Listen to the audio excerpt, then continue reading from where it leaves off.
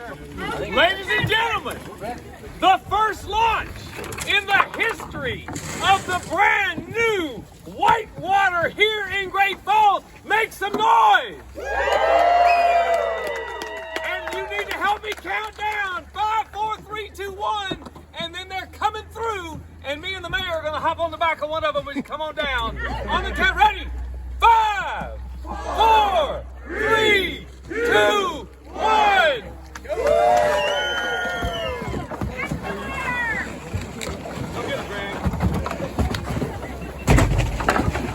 It won't be just outdoor recreation, not just whitewater recreation, but there will be bringing many other things, including the history and the interpretation of Mount Gilbert Armory and Arsenal at the state park. We've got many layers of Native American history here and just a lot of connections to national history. So I think that the whole historic aspects of this is going to be a really great thing too. With the completion of the Visitor Center in downtown Great Falls, which hopefully will be very soon, or we'll get started on it very soon, there will be a place where people can learn about the more than 200 years of history in this area. So we're here to celebrate the dedication of this project today. If you think back, nearly 120 years ago, this Duke Energy dammed up 2 river channels to create Great Falls Lake, which is now going to be returning water back through those channels for recreation and habitat. So you'll get a chance to see that today. I didn't realize we were doing live video feeds, so that'll certainly enhance it even more. But certainly, the beauty visitors will experience in this project is only matched by the architectural and engineering masterpiece of this project. It's really quite a feat when you step back and look at the overall accomplishments of the project team and the visionaries that all had input into this project. Here's the first question. Okay. Whitewater, yes or no for you? You've watched it, you built it, you've seen the force of it and what the class 2s and 3s and 4s and rapids are going to be like. Yep. Going to get in the boat? I think that I will eventually. I'm not going to do it today. It's 28 degrees out there. I wouldn't blame you. Excuse me. Can't wait to see how well have there been test runs where people have actually gone to kayaks? Oh yes, we have had several test runs of the channels that we have constructed, and actually groups have gone on down the river into the parts of the river that were dry before, and so there's some video out there on the web. You may have seen it. Okay. But people are already starting to get into the river and run it. Right. So what's the timeline on the completion of the SBR? Because I know that hasn't been finished yet in the works. The works that I was responsible for have been finished. Okay. What they're working on is the access. And that's because they had to build a trail on the far side of the river. And actually it was a pretty significant undertaking that, if you remember, the far side of the river at that point is pretty vertical. Well, so they've been building a trail. They're going to be done with that, I think, about the end of April. And at that point, they'll be able to safely access, into that area. Tell me, how long have you been involved in this project? Have you been with it from the start, or? Well, depends on how you define the start, but I was involved in 2014. Okay. And so at that point, it was just a mandate from the FERC and a location. Right. And that was it. And so I picked it up at that point and brought it to today. Did you look at the project at that point and looked at the map and gone, there's no way? Yes, I did, in fact.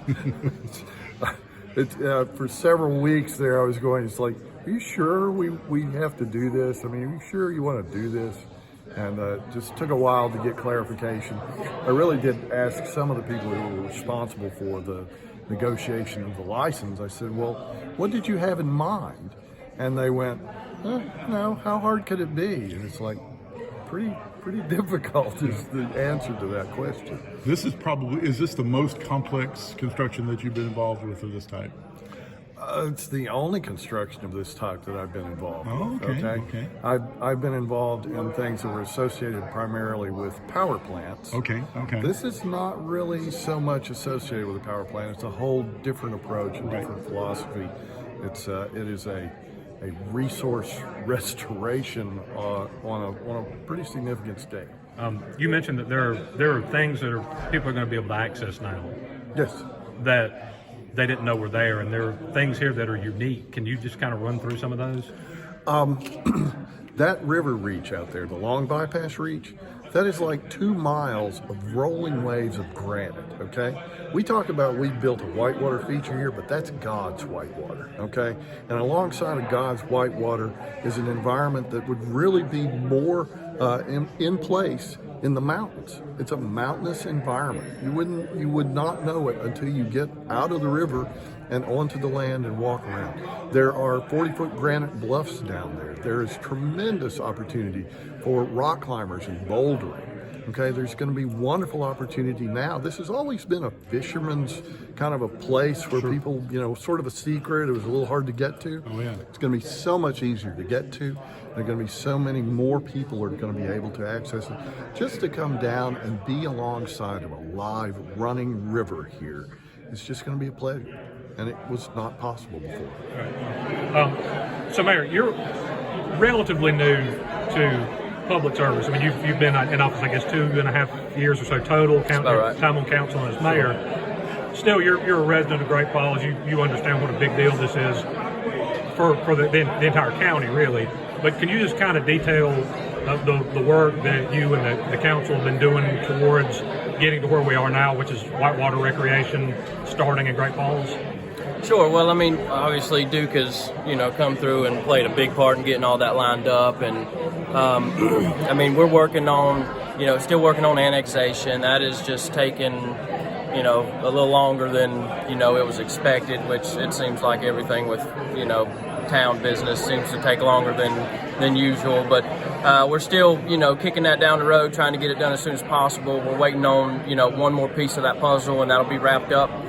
Once that is wrapped up, then we can look into getting the outfitter ordinances in place. So we know that this is going to bring a lot of people into the town. So, trying to get some measures in place where, we're ready for the abundance of the tourism and the tourists that are coming to the area, because on any given weekend we could have, thousands of people in Great Falls, and that's not something that we're, accustomed to. So it's going to be a big transition for us, really. Does this provide a paddler's perspective on this? What's it going to be like? It's going to be good. I paddled it about a week ago in a raft. This is wild water. This is not for beginners.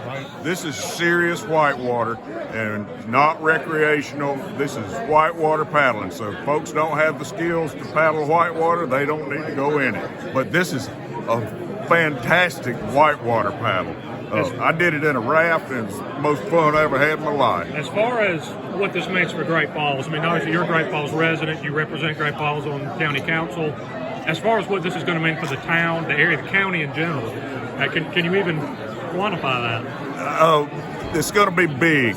The money that is made, the economic development that follows nature-based tourism is significant, and that's been shown in numerous areas in the southeast. We visited a little town called Saxon Hall, North Carolina, where economic development that came through nature-based tourism and a river, the economic development was huge. Chester County is booming already with the industry that we're getting in our county and the housing. And so on the eastern side of the county, now we will have recreation, nature-based recreation that will make Chester County a place that people really want to live. And I look for all kind of things to happen.